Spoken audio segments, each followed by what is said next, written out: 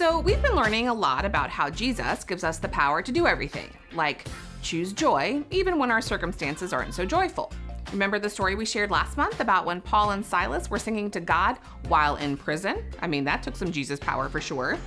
Or what about being kind to people who were different than us, like the Samaritan who showed kindness to a total stranger by helping him when he was hurt? That kindness really sticks out, in a good way. These acts of joyfulness and kindness are fruit of the Spirit. It's what happens when we are connected to Jesus and his power. And this month we'll continue with our Power Up theme as we learn how Jesus gives us the power to love others, and not just the ones who are easy to love. No, this kind of power is what helps us love everyone. This powerful kind of love looks a lot like goodness, faithfulness, gentleness, and self-control, the last four fruit of the Spirit. Week 1, we'll learn that when Jesus is our friend, he gives us the power to show goodness to others. Showing goodness to people is a great way to love them. And who doesn't like a little goodness, right? Week 2 is an amazing story about how Peter's friends showed him how much they loved him by being faithful to pray for him. They didn't give up. I cannot wait for you to hear how the love of Peter's friends actually got him out of jail.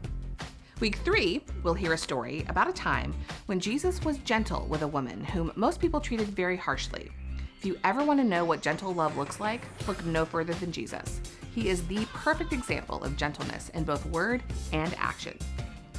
Week 4, we'll learn that just because a person is young, it does not mean they can't have self-control.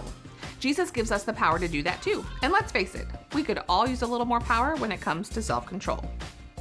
Our hope is that in the midst of playing games and laughing, connecting with friends and spending time with small group leaders, talking with parents at home and driving down the road, that our preschoolers will learn how much Jesus wants to help them be all that God made them to be.